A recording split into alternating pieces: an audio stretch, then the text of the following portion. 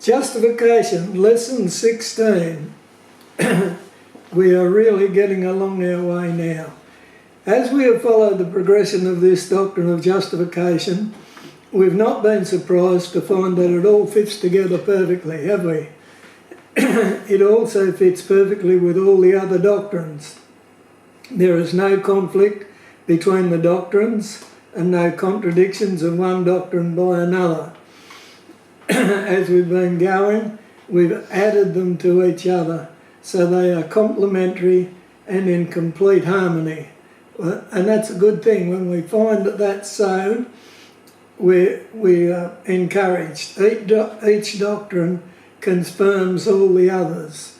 So when we did the first one, the chances of us knowing that we had it right were down a bit, because we could easily have got it wrong and not known.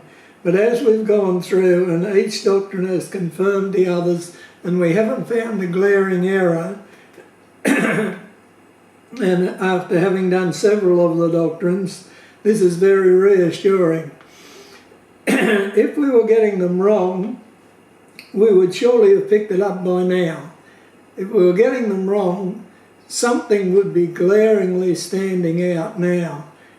And I'll just give you an idea of this. Suppose as we had gone through, we had right from the start said, we are saved by grace plus works, and works and grace are equal for salvation. By now we would have found that to be a real problem, wouldn't we? Because it just does not fit with justification. And we would have said, we've got something wrong here, we need to go back to the start and work it out. And we would have gone back and we would have said, well, it's the matter of faith and works. We've got that wrong. We haven't got the right balance of faith and works. But as we've gone through, it's very reassuring that the doctrines have fitted together and we haven't found anything that's glaringly out of place. We haven't had to force anything to fit. Everything has just slotted in. If we were getting them wrong, we would surely have picked it up by now. Does it really matter? Well, many people who claim to be Christians don't bother with doctrine at all. So is it worth the trouble? Because we're doing all this doctrine course and you're doing a lot of study and I've done a lot of study and it's taken a lot of time. So is it worth the trouble? Is it worthwhile bothering with it all? Well, I'm convinced that it is. Doctrine teaches us what we believe and why we believe it. It's one thing to think we have it right, or to hope that we have it right. But God gave us the doctrine so that we can be sure we have it right. Our eternal destiny depends on us getting it right. I'm convinced that it's a mistake to neglect the doctrines. And this, I believe, is a mistake that's widely happening amongst Christians, even evangelical Christians in Australia today. And I'm interested to see that in countries like Africa and China and India, they're going back to studying the doctrines again, and they're having the great revivals. And in Australia, we put the doctrines aside, and we're certainly not having a great revival in Australia, are we? The time we spend carefully studying and comparing the doctrines provides a solid foundation on which our faith can be built. It's hard to build your faith on something that you're not absolutely convinced about. But by the time we finish doing this doctrine and we look at all the doctrines we've done, we can be very confident that we've got a solid foundation on which our faith can be built. So let us study to show ourselves approved unto God, a workman that needeth not to be ashamed, rightly dividing the word of truth. So let's get on with it now. We've been looking at the tabernacle, and there is another aspect that we will look at here. It is the matter of the brazen altar. Now the Old Testament has a lot to say about the brazen altar, and we're going to read what it says, and we'll just knuckle down and we'll read it all through, and we'll get a comprehensive picture of this brazen altar, what it was there for, what was done on it, and we'll try and build it clearly in our minds. So we'll go back to Exodus 27, 1-8, where God told Moses to build this brazen altar. It says, verse 1, and thou shalt make an altar of shittim wood. So it's made out of wood, 5 cubits long and 5 cubits broad. The altar shall be 4 square. Right, so it's 5 cubits by 5 cubits, and the height thereof shall be 3 cubits. Now a cubit in the Bible, this cubit is from your elbow to the tip of your stretched out middle finger. So roughly 18 inches in the old way of doing things, nearly half a metre, close enough to half a metre. So it's 5 cubits broad and it's 5 cubits long, like it's 4 square, and the height of it is 3 cubits. And thou shalt make the horns of it upon the 4 corners thereof. So it's got these 4 horns on it, and we'll see them as we go. His horns shall be of the same, in other words, they're made of wood. And thou shalt overlay it, all of it, not just the horns, but them as well, but all of it, all the wood, you'll overlay it with brass. And here, it's not actually talking about copper, it's talking about a mixture of copper and tin, and it is actual brass. It's shiny, and that's what it looks like, that colour of brass. And thou shalt make his pans, these are the things that go on top to receive his ashes, and his shovels and his basins and his flesh hooks and his fire pans, all the vessels thereof thou shalt make of brass. So brass is the metal, and it's made of shittim wood, so wood and brass. And thou shalt make for it a grate of network of brass, and so it's 4 square, but it's got a grate in it made out of brass, and that grate is a network, so it's got square pieces across this way, and square holes in it. Right, and upon the net, this is this grate, this network of brass, thou shalt make 4 brazen rings in the 4 corners thereof, and thou shalt put it under the compass of the altar beneath, that the net may be even to the midst of the altar. So it's fixed at the 4 corners, and it fills up the hollow inside the altar. And thou shalt make staves for the altar, staves of shittim wood, and overlay them with brass, and the staves shall be put into the rings, and the staves shall be upon the 2 sides of the altar to bear it. So it's going to have four rings on the 4 corners, and you put staves, sticks covered with brass through to carry it. Now these would have been quite long, and probably you would have had 2 men on each or 3 men on each corner to carry it. Probably 3, so 12 people would carry it. Hollow with boards shalt thou make it, as it was showed thee in the mount, so shall they make it. Right, so that's when it was first brought, when God first told Moses to build it. Then Moses built it. And we go over to Exodus 38 and have a look what happened there. Exodus 38.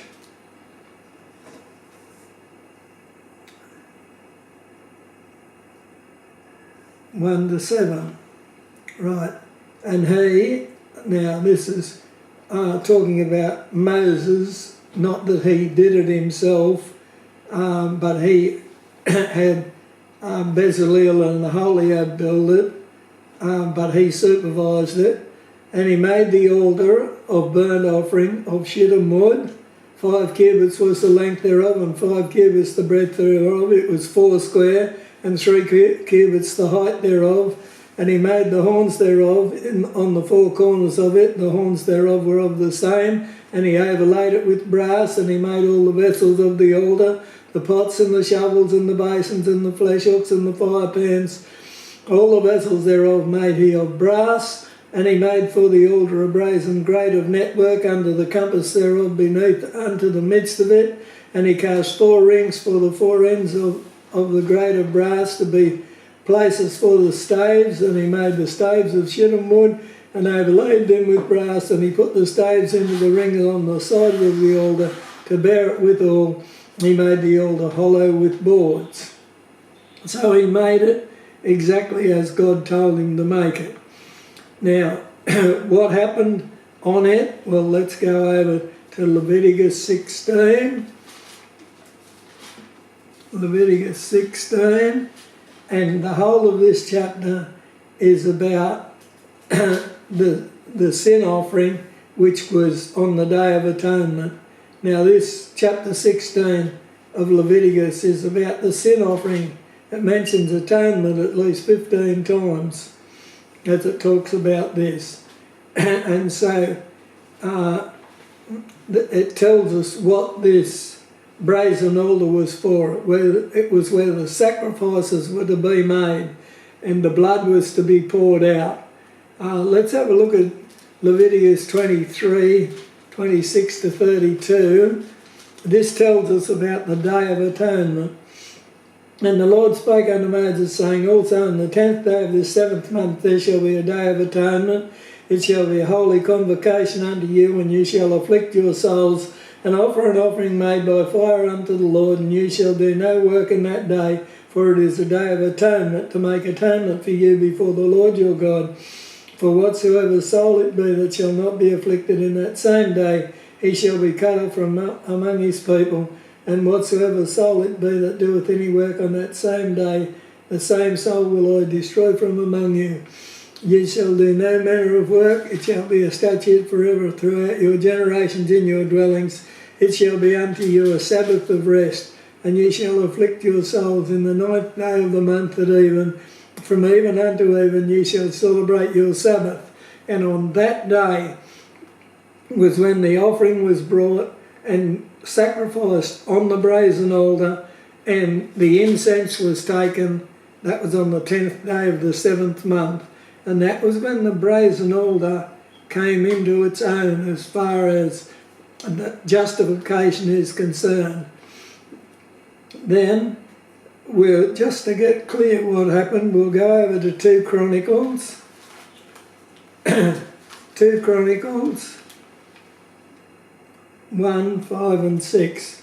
Now this is interesting to see. I'll just read. This is talking about when Solomon becomes the king. And from verse 1, And Solomon the son of David was strengthened in his kingdom, and the Lord his God was with him, and magnified him exceedingly. Now David has just died, and Solomon has become the king, and he consolidates the kingdom. Then Solomon spake unto all Israel, to the captains of thousands and of hundreds, and to the judges, and to every governor in all Israel, the chief of the fathers. So Solomon and all the congregation with him went to the high place that was at Gibeon, for there was the tabernacle of the congregation of God. Now they'd taken it through the wilderness, and then they'd brought it into the promised land, and it was at Gibeon. There was the tabernacle of the congregation of God, which Moses, the servant of the Lord, had made in the wilderness. But the ark of God had David brought up from Kirjath-jearim to the place where David had prepared for it, for he had pitched a tent for it at Jerusalem. Moreover, the brazen altar, that Bezalel, the son of Uri, the son of Hur, had made, he put before the tabernacle of the Lord, and Solomon And the congregation sought unto it, and Solomon went up thither to the brazen altar before the Lord, which was at the tabernacle of the congregation, and offered 1,000 burnt offerings upon it.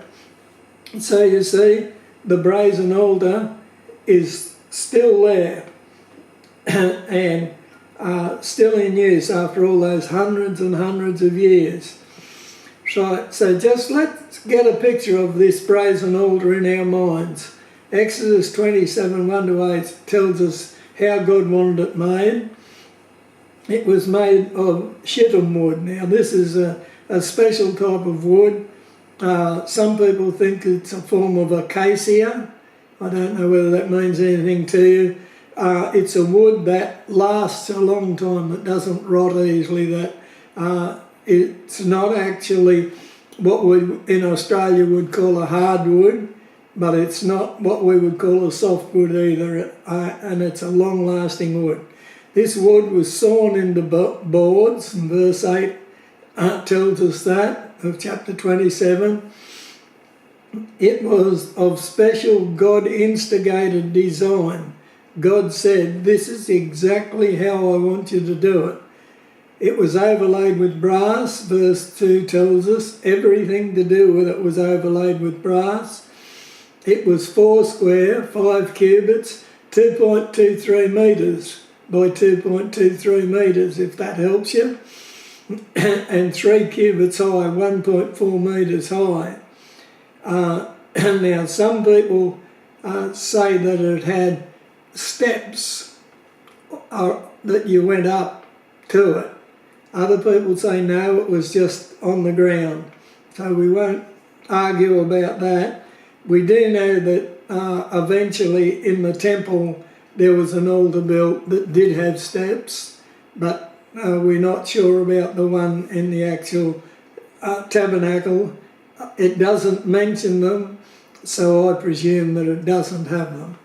Right, but that's really my opinion. Right, it had horns at the 4 corners of it. Now, what were the horns for? Well, they were to bind the sacrifice to the altar. That's what they were there for, to hold it in place, to be burnt. Right, it had all the necessary things to go with it for the sacrifices to be carried out. Pans and dishes, and to get the ashes out, and shovels and all those sort of things. And then Exodus 38, 1-7 tells us that it was made exactly as God directed. God said, this is how it'll be made, and Moses had it made, and it was exactly as God said it should be. Where was the brazen altar to be placed? Well, let's go back to Exodus 40, because this is very important indeed. Exodus 40.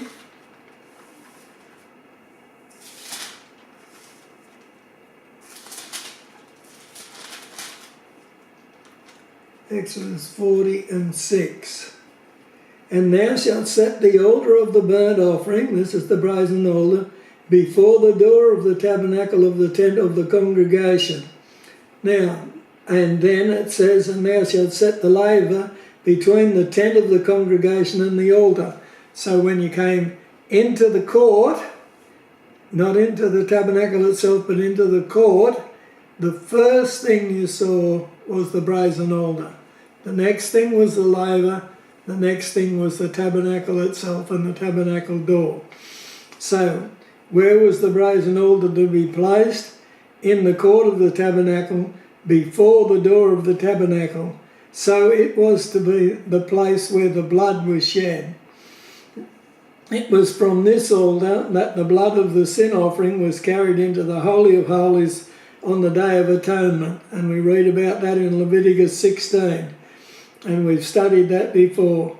It was also on this altar that the burnt offering was made on the Day of Atonement. Leviticus 16, 24 and 25 tells us exactly that. It was from this altar that the burning coals were taken to burn the incense in the Holy of Holies and make it give off a sweet savour and thick smoke. Leviticus 16, 12 and 13 tells us that quite clearly. The brazen altar was before the door of the tabernacle, so the only way into God's presence was through the brazen altar. Why use through and why not by? Why couldn't you bypass the brazen altar? Well, because even the high priest could not go by or around the brazen altar and into God's presence unless he undertook the business, the things that must be done at the brazen altar. There could be no access